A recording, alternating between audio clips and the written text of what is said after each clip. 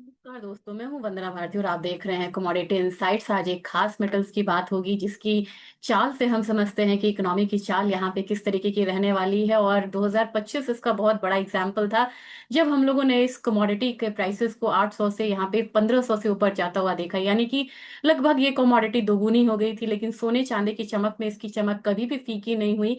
और जी हाँ, अब तक आपको पता चल गया होगा कि आज हम बात कर रहे हैं डॉक्टर कॉपर की। और इस कमोडिटी के बारे में कहा जाता है कि जैसे जैसे ये डायरेक्शंस मतलब देती हैं, वैसे वैसे पता चलता है कि हमारी इकोनॉमी किस डायरेक्शंस में जाने वाली, यानी कि इकोनॉमी से लेके इक्विटी मार्केट, ये कमोडिटी उनके साथ चलती है और साथ में डायरेक्शंस देती हैं। अब यहाँ पे वॉर के बाद किस तरीके की इंटेंसिटी यहाँ पे बनी है कॉपर प्राइसेस में, हम लोगों ने किस तरीके का मूव देखा है, ये जानेंगे। तो 2025 की जब शुरुआत यहाँ पे हुई थी तो लगभग इसका जो बेस था 783 के करीब, यानी कि 800 का एक रेंज था। साल का अंत खत्म होते होते हम लोगों ने इसमें 1000 तक के प्राइसेस को आता हुआ देखा। लेकिन जो जनवरी और फरवरी का महीना था, जनवरी और दिसंबर और जनवरी का जो महीना था, ये एक हिस्टोरिक मंथ था कॉपर के लिए। जब हम लोगों ने प्राइसेस को कहाँ से मूव होते हुए देखा, 1038 से हम लोगों ने प्राइसेस को जाता हुआ देखा करीब करीब 1480 से हम 1500 तक मान के क्यों ना चले।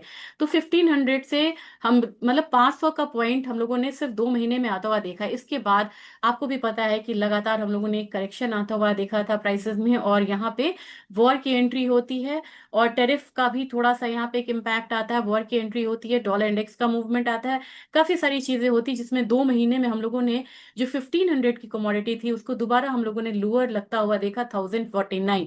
लेकिन इतना तो तय है कि यहाँ पे 1000 का जो एक रेंज है वो इसका अपर बेस बन चुका था, हायर बेस बन चुका था।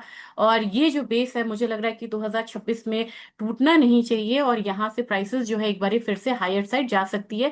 लेकिन समझेंगे कि ये कमोडिटी किस तरीके का ट्रेड करती है और क्या इसकी गुंजाइश यहाँ पे लग रही है, क्योंकि अगर आप एलएमई कॉपर को भी देखेंगे, बिल्कुल हायर साइड यहाँ पे मूवमेंट है और प्राइसेस जो है एक अपसाइड के लिए यहाँ पे तैयारी करती हुई नजर आ रही है।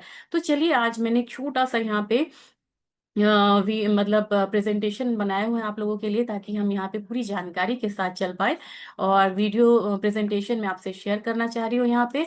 और सबसे पहले जो होता है किसी भी कमोडिटी को, क्योंकि ये वीडियो बनाया जा रहा है जो लॉन्ग टर्म निवेशक है कॉपर में उनके लिए, ताकि उनको पूरा पता चले, चाहे वो मेटल्स में हो, इसके मेटल शेयर्स में हो, चाहे वो फिजिकल में हो, चाहे वो डेरिवेटिव मार्केट में ट्रेड करते हो, ये सारी कैटेगरी को मतलब कि साथ में लेके ये वीडियो चलेगा। तो आपको सबसे पहले जब किसी भी चीज की बात होती है तो हम डिमांड और सप्लाई देखते हैं, ये इकोनॉमिक्स है, बेसिक इकोनॉमिक्स है। जब आप यहाँ पे देखेंगे कि डिमांड और सप्लाई की क्या सिचुएशंस है तो आपको पता चलेगा। ग्लोबल रिफाइंड डिमांड की मैं बात कर रही हूँ, और ये ध्यान में रखिएगा ये मिलियन टन्स में बात हो रही है यहाँ पे।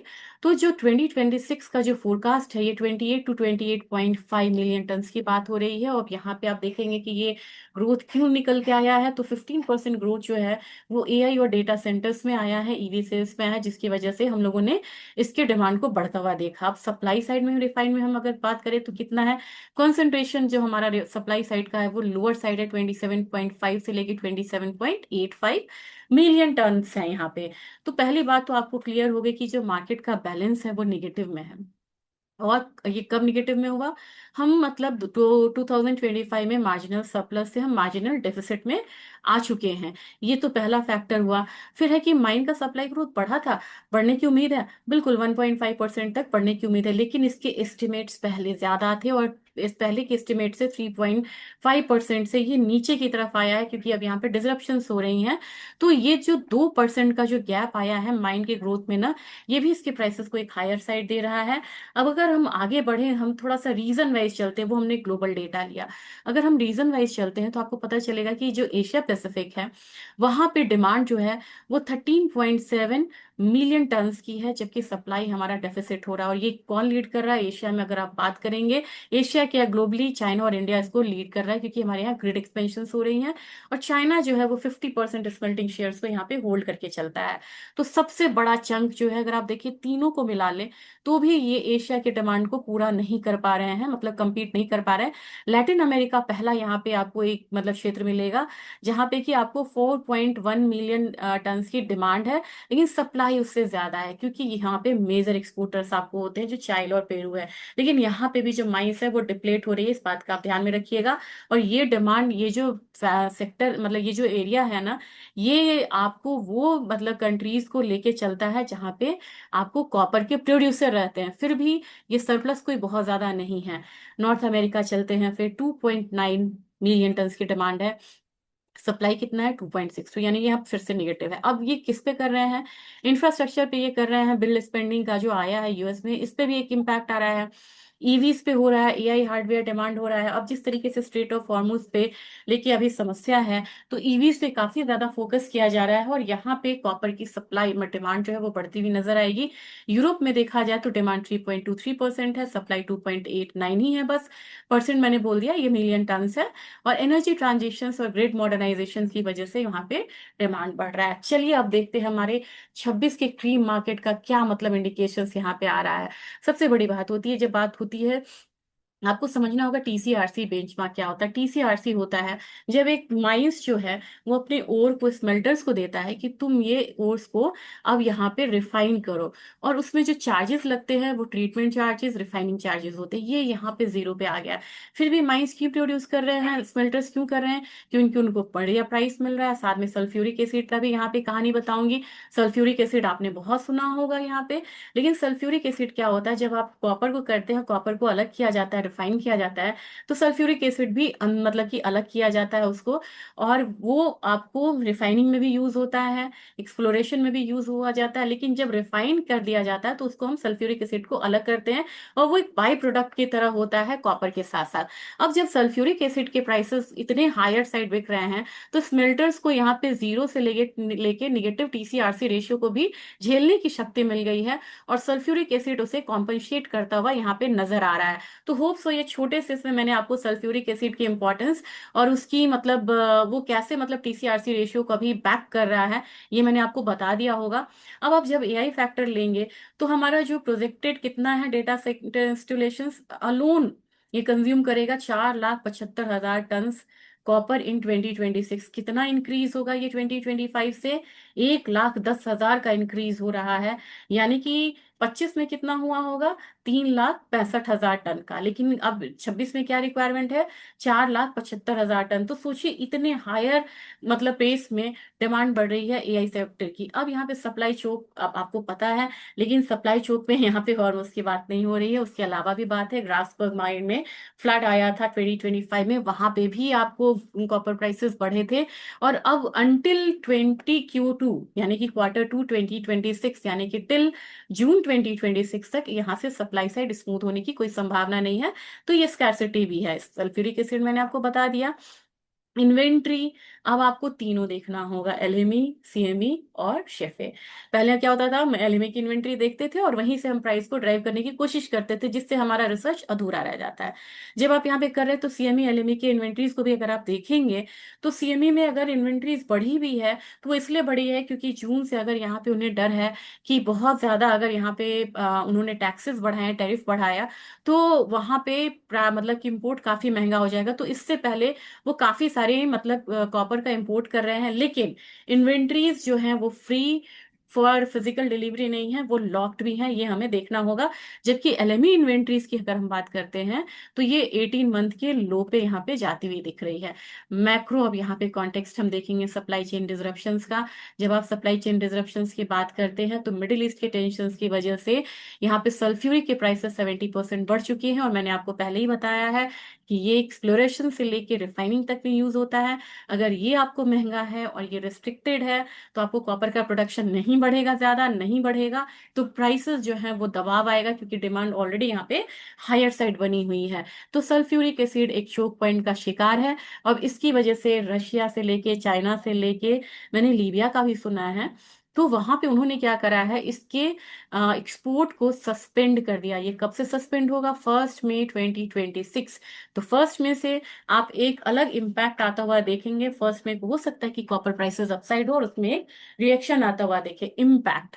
अब इसका इम्पैक्ट क्या आएगा? High acid cost for overseas hydrometallurgy मतलब जो हम यूज करते हैं, ये सप्लाई को अभी यहाँ पे स्क्वीज करके रखेगा, जबकि डिमांड कॉपर की बनी हुई है।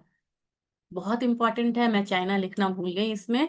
ये आपको देखना होगा कैसे रिवर्सल हुआ है मार्च में, जब हम पूरी तरीके से कह रहे हैं कि युद्ध है, बर्बाद हो जाएंगे, इकोनॉमी खराब हो जाएगी, वैसे में सरप्लस मनी को कैसे इस्तेमाल करता है चाइना, ये यहाँ पे देखने की बात है। 2025 एक महीने पहले का वॉल्यूम, मतलब मार्च में वॉर से पहले का देखेंगे और वॉर से बाद का, ये एक महीने का है। मार्च का वॉल्यूम देखेंगे तो अगर आप चाइना की बात करें तो कॉपर कैथोड का जो इंपोर्ट है उन्होंने 53% बढ़ा दिया। जब पूरी दुनिया यहाँ पे त्राहिमाम कर रही थी तो उन्होंने अपना इंपोर्ट बढ़ाया, क्योंकि वो मतलब कि समझ रहे हैं कि आने वाले टाइम में इसकी स्कैर्सिटी हो सकती है। और दूसरा इन्होंने क्या करा, एक्सपोर्ट को रोक दिया। इंपोर्ट बढ़ाया, एक्सपोर्ट को रोक दिया। अब जब चाइना अगर ये चीज कर रहा है, इसका मतलब है कि वो अपने लिए सुरक्षित करके रख रहा है अपने डिमांड को, मतलब यहाँ पे सेटिस्फाई करने के लिए स्ट्रैटेजिक रिजर्व क्रिएट कर रहा है। और वो बाद में जब कॉपर प्राइसेस बहुत हायर साइड हो जाएगा तो इसी इंपोर्ट को वो फिर बाहर एक्सपोर्ट करके कमाएगा। ये चाइना की बहुत बड़ी अच्छी नीति, इसको मान के हम चल सकते हैं। वाई द कोरिलेशन ब्रोकन इन 2026 जब आप देखेंगे तो टीसीआरसी रेशियो, ये मैंने आपको बताया हुआ है कि टीसीआरसी रेशियो निगेटिव में है। फिर भी सल्फ्यूरिक एसिड का हायर साइड होना उनको कॉम्पनसेट कर रहा है स्मेल्टर्स को, क्योंकि ये स्मेल्टर्स रखते हैं सल्फ्यूरिक एसिड, उससे काम होता है। इन्वेंट्री पे और प्राइस स्प्रेड्स हमारा अगला यहाँ पे स्लाइड है। तो शेफे में अगर आप वेयर हाउस स्टॉक्स देखेंगे तो शेफे में वेयर हाउस स्टॉक्स जो हैं, ये मार्च 12 26 का डेटा है और ये यहाँ पे डिक्लाइन होना शुरू हो चुका है। ऑल टाइम हाई इसका कितना था, 3,26,327 मीट्रिक टन, ये मार्च में था, 12 मार्च को। अब ये कितना हो गया लेट अप्रैल में, 1,22,500। अब आप अपने आप इस डिक्लाइन का अंदाजा लगाइए कि कितनी इन्वेंट्रीज जो है वो शेफे से जा चुकी हैं। Price arbitrage, LME versus Shanghai. LME में प्राइस हाई थे बहुत ज्यादा, और यहाँ से मतलब जो था to pull out metals out of China, China से मेटल गया वहां पे। Recent data shows narrowing spread, अब ये जो स्प्रेड है ये कम हो रहा है। अब ये क्या है कि ये शंघाई के लिए भी यहाँ पे प्रॉफिटेबल हो जाएगा टू मीट डोमेस्टिक डिमांड। तो हो सकता है कि वो और ज्यादा दूसरे मतलब जगह से भी वो कॉपर के स्टॉक्स को बनाए। अब यहाँ पे आपको अगला क्वार्टर क्या, ये तो हमारा बीत गया, मार्च तक हमारा बीत गया। इस क्वार्टर में आपको क्या देखना है, एक तो इंडोनेशियन एक्सपोर्ट परमिट्स देखनी होगी आपको। अगर एक्सपोर्ट परमिट्स को ये अलाउ करते हैं तब तो ठीक है, अगर इन्होंने इसको अलाउ नहीं करा तो जो कॉन्सेंट्रेट का सप्लाई है वो यहाँ पे टाइट होता हुआ नजर आएगा, यानी कि जो कि लेट अप्रैल में यहाँ पे मतलब एक्सपायर होने वाला देखते हैं, वो उसको रिन्यू करते हैं। यानी सल्फ्यूरिक एसिड बैन, ये देखना होगा कि कब तक यहाँ पे कंट्रीज जो है इस बैन को करके रखते हैं। शेफिक आउटफ्लो आपको मॉनिटर करना होगा, क्योंकि एक हफ्ते में 11.5% वीकली ड्रॉप देखा गया स्टॉक्स में। अगर स्टॉक पाइलिंग एक्ट मतलब की हो रही है और मतलब स्टॉक निकल रहा है, तो मतलब कि एक्टिव कंजम्पशन हो रहा है, इस बात को आपको ध्यान में रखना होगा। इस स्लाइड पे ध्यान दीजिएगा क्योंकि यही क्रक्स है। जनवरी में बुलिश होता है, प्राइसेस आपने देखा हायर साइड गए हैं। फरवरी में पीक बुलिश होता है और वहां से प्राइसेस नीचे की तरफ आते हैं। मार्च में ट्रांजिशंस होता है, प्राइसेस डिप करते हैं, जो कि आपने इसी मार्च में आता हुआ देखा है। अप्रैल में क्या होता है, जिस महीने में हम हैं, यहाँ पे पीक इंडस्ट्रियल डिमांड आता है नदर्न हेमिस्फेयर से, और प्राइसेस जो हैं वो यहाँ पे हायर साइड रहते हैं। कितना अपसाइड आ जाता है, 3 to 4 % की यहाँ पे अपसाइड की उम्मीद होती है, लेकिन इस बार ये ज्यादा है।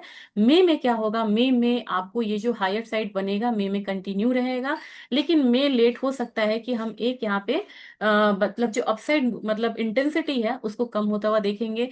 जून में क्या होता है कि जैसे जून हमारा सेकेंड हाफ ऑफ जून आएगा, वो समर लव सीजन शुरू होता है, जब यहाँ पे काफी ज्यादा समर हीट होती है। आप देखेंगे हमारे यहाँ भी कंस्ट्रक्शन थोड़े से कम हो जाते हैं, वहां पे आपको स्लो डाउन आना शुरू होगा, जबकि जुलाई हमारा वीकेस्ट महीना है। और यहाँ पे आपको सेल पोजीशन क्रिएट करनी चाहिए with the start of June, और जुलाई में उसको कंटिन्यू रखना चाहिए। अगस्त हमारा फ्लैट रहेगा, और सितंबर में हम इसे गोल्डन सितंबर कहते हैं, क्योंकि चाइना यहाँ पे रीस्टॉक करना शुरू करता है।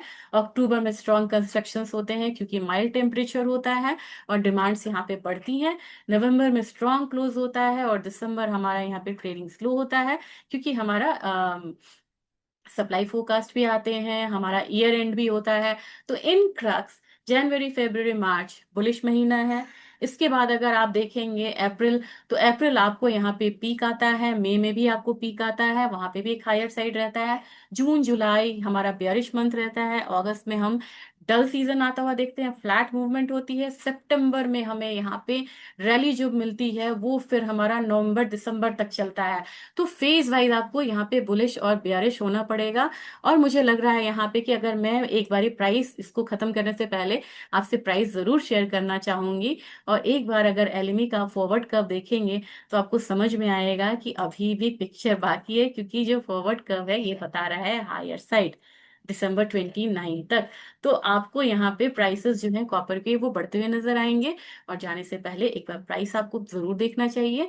प्राइस का आउटलुक अभी फिलहाल फिलहाल आपको 1400 रहेगा। इसके बाद अगर आप देखेंगे तो 1550 का बनेगा सेकंड। और जो आपका बेस है वो जानना बहुत जरूरी है। बेस आपका 1050 का ही यहाँ पे है, इससे मतलब लोअर मैं नहीं देख रही हूँ। और प्राइसेस को यहाँ पे पहले पहले तो मुझे लग रहा है 1100 पे ही रुकना चाहिए, 1100 से 1135 के बीच में, 1100 टू 1135 के बीच में।